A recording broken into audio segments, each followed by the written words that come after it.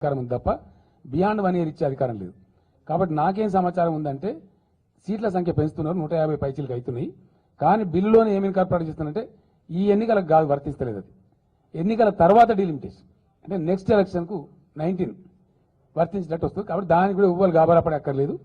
బాజాప్తా శాసనసభ పార్లమెంట్ ఎన్నికలు 2 రాష్ట్రాలలో నిక్షేపంగా జరుగుతాయి. ఎవ్వరికి ఎటువంటి అనుమానం అక్కర్లేదు. ఏమంటారు? దాని వండర్ ఏముంది నాకు అర్థం కాదు. వాళ్ళు 175 మీద 119 ఉన్నదేనా మెజార్టీ? రాష్ట్రపతికి తెలియదా? ప్రైమ్ మినిస్టర్ తెలియదా? బిల్లు ప్రతిపాదించడం తెలియదా? ఆటోమేటికే కదా, బిల్లులనే ఉంది కదా. తెలంగాణ 119 ఉంటే ఆడ 175 ఉంటాయి. నువ్వు పరేడ్ చేస్తేంది, మోకాల మీద పరేడ్ చేస్తేంది నాకు అర్థం కాదు. అందరినీ కలుస్తా కదా, 100% కలుస్తా, 100% కలుస్తా. ఎందుకు ఫస్ట్ ప్రైమ్ మినిస్టర్ని కలుస్తా, తర్వాత రాజ్నాథ్ సింగ్ గారిని కలుస్తా. నీ 32 పార్టీల మద్దతు తీసుకున్నాను కాదా నాకు అర్థం కాదు. ప్రతి కలుస్తా, సోనియా గాంధీ నువ్వు కలుస్తా. ఎందుకు కలవ? ఆమె పుణ్యమని అవుతుంది తెలంగాణ. ఇప్పుడు ఎవరికి తెలియదు అది? దాని ఏమైనా రాష్ట్రం ఉందా? అందరినీ కలుస్తాం. Why not? Definitely we are thankful to Shrimati Sonia Gandhi. 100%. నేనేమంటున్నా అంటే వాళ్ళు పార్టీగా ఉన్నారు, వాళ్ళకి అక్కడ కూడా పార్టీ ఉంది, ఇక్కడ కూడా పార్టీ ఉంది. వాళ్ళు ఎట్లా మాట్లాడతారు? ఆంధ్రాకి అన్యాయం జరగని మాట్లాడతారు కదా.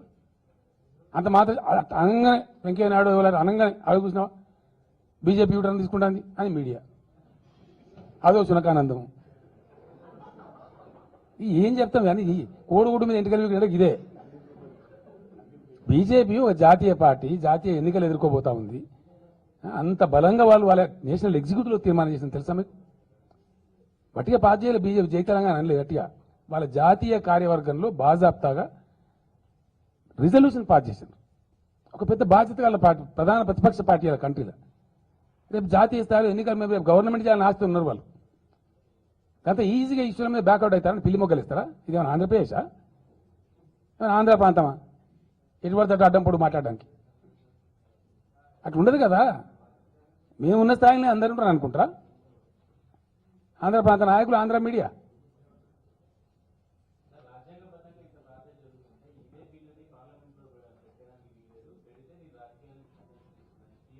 అది ఆయన ఛాయిస్ పోయింది, దాన్ని నేనేం చేయాలి? ఇదివరకు ఒక ఆయన చెప్పిండు, వాళ్ళని పోయింది రగడపాటి రాజగోపాల్ సన్యాసం తీసుకుంటాడు. ఆయన ఈయన కూడా తీసుకుంటాడు. మరి వీళ్ళేం చేయాలి?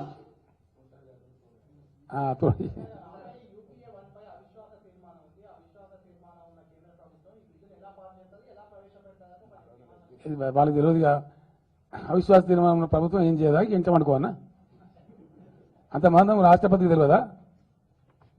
అంతమంది కేంద్ర ప్రభుత్వానికి తెలియలేదా? ఇవన్నీ పనికిమాలిన విషయాలు. ఇవన్నీ ఎందుకు కూడా పనికిరానటువంటి విషయాలు, అనవసరమైన విషయాలు. బాజాప్తా రాజ్యాంగబద్ధంగా కాన్స్టిట్యూషన్గా తెలంగాణ రాష్ట్రం బ్రహ్మాండంగా ఇదే కేంద్ర ప్రభుత్వం ఏర్పాటు చేస్తుంది. మీకు 15th లోపల నేను బ్రహ్మాండంగా స్వీట్ వినిపిస్తుందా? మీకు అందరికి ఎందుకు బాధ? ఇక ఆలోచిద్దాం మనం. ఇప్పుడు ఎట్లా వస్తుందో ఏమేమి సంగతో కదా, సిచ్యువేషన్ ఎట్లా వస్తుందో ఏం సంగతి మనం ఎట్లా చెప్తాం కదా ఇప్పుడు. అది ఎందుకంటే మేము ఇప్పుడు టీఆర్ఎస్ ఇమీడియట్ గవర్నమెంట్ ఏర్పడే పరిస్థితి మాకు లేదు, అంతమంది మాకు లేరు. మరి ఏ కాంబినేషన్ వస్తుందో ఎట్లా వస్తుందో ఏం సంగతి అది నా పరిధిలో లేని అంశాన్ని ఎటు పడతాడు చెప్పడం కాదు కదా. నాకు మేజర్ అయింది, మా మిషన్ అయింది. కొన్ని చీటర్ బుడ్డ రోజు జరుగుతూ ఉంటాయి, చిన్న చిన్న విషయాలు కూడా కొన్ని జరుగుతుంటాయి. ఈ టైంలో నేను చంద్రశేఖర్ రావు, మీరు కేసీఆర్ నాకు పేరు పెట్టించింది సరే, ఎందుకంటే నా జీవితంలో నేను గొప్ప సాఫల్యం సాధిస్తున్నాయి. నా జీవితంలో నేను ఇక్కడ ఓడిపోలే. ఈరోజు నేను ఎమ్మెల్యే కావాలనుకున్నా, అయినా నా నియోజకవర్గానికి బ్రహ్మాండంగా సేవ చేయాలనుకున్నా, సిద్దిపేటకు చేసిన. ఖచ్చితంగా తెలంగాణ రాష్ట్రం కావాలనుకున్నా, ఇలా సాధించుకుంటున్నా. రేపు బంగారు తెలంగాణ కావాలని కోరుకుంటున్నా, దానికి కూడా నాకు ప్రయత్నం నేను చేస్తా. తప్పక అక్కడ కూడా విజయం సాధిస్తా. నాకు ఆ డిటర్మినేషన్ ఉంది, ఆ సిన్సియారిటీ ఉంది. తప్పకుండా మీరందరూ చూసిన నన్ను ఎన్ని బాధలు పెట్టినరో, ఎన్ని టార్చర్ చేసినరో, ఎన్ని కథలు చేసినరో, అయినా నేను అన్ని భరించిన. వేరే నా స్థానం ఉంటే పారిపోతుండే. ఎప్పుడు నన్ను మానసికంగా హింసించాలని చూసినారు, అనేక రకాలు చూసినారు, అనేక రకాల ఇబ్బంది పెట్టాలని చూసినారు. అయినా చివరికి నేనంటే తెలంగాణ ప్రజలు గెలుస్తున్నారు, తెలంగాణ సమాజం గెలుస్తున్నది. ఈ విజయం వాస్తవంగా చెప్పాలంటే తెలంగాణ మా అమరవీరులకు అంకితం. 100% వాళ్ళ త్యాగానికి అంకితం. ఇది వాళ్ళ త్యాగ ఫలం. ఇది అద్భుతంగా తెలంగాణ కళ సాకారం అవుతుంది. అన్ని విధాలుగా మా అమరవీరుల కుటుంబాలను కూడా ఆదుకుంటాం. కడుపు నిండా వాళ్ళకి ప్రతి ఇంటికి ఒక 10 లక్షల రూపాయలు ఇచ్చుకుంటాం. ప్రతి ఇంటికి ఒక ఉద్యోగం ఇచ్చుకుంటాం. వాళ్ళకి అవసరమైతే వాళ్ళు ఏం చేస్తారో ఆలోచించి తగినటువంటి సహాయం, వాళ్ళ వ్యవసాయ కుటుంబమా ఇంకోట ఏ విధంగా ఆదుకోవాలో కంప్లీట్గా వాళ్ళని కడుపులో పెట్టుకొని చరిత్రలో ఉండిపోయే విధంగా ఒక అద్భుతమైన సమాజ నిర్మాణం వైపు తెలంగాణ అడుగులు వేస్తుంది. నేను అనుకున్నాను, నీకు ఎట్లా గమ్మతున్నా అంత హైపోతెటికల్ కడితే నేనేం చేయాలి? నేనైతే ఏదనుకున్నానో కదా అయినా ఇప్పటిదాకా.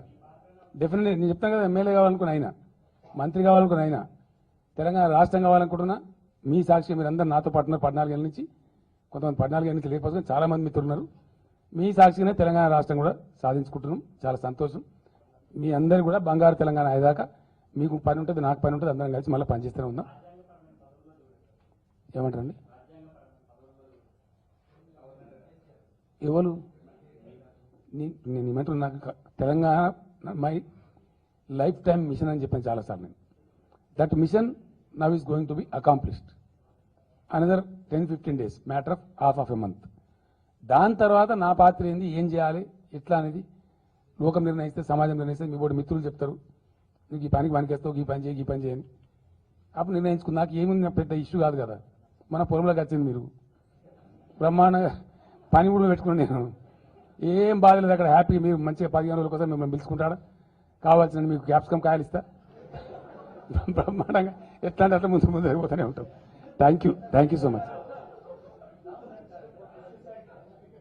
ఈసారి మాత్రం ఒక కండిషన్ అండి, ఈసారి మీడియా వస్తే దయచేసి ఫ్యామిలీ పిల్లలతో రావాలి. ఫ్యామిలీ పిల్లలు full day programme, morning to evening.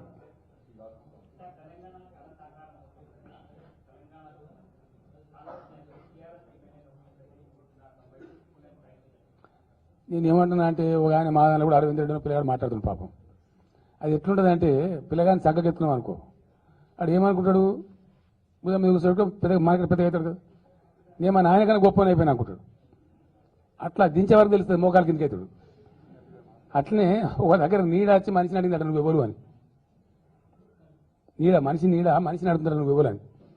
ఏం చేయాలి, మనిషి రాయి తీసి ఎత్తుకొట్టుకోవన్నా. ఇట్లుంటాయి కొన్ని చిట్టబుట్ట కథలు ఉంటాయి.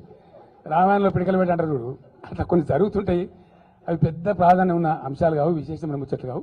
ఈ శుభ సందర్భంలో అటువంటి చిల్లర ముచ్చట్లు వద్దు. తెలంగాణ కానీ అనాక మనం బ్రహ్మాండంగా ఏది ఎట్లా జరగానో, ఏది ఎట్లా తీసుకుపోవాలో, ఇంత పెద్ద పనే సాధించుకుంటున్నాం. అదేమి లేక చిన్న ఏం లేక వస్తే.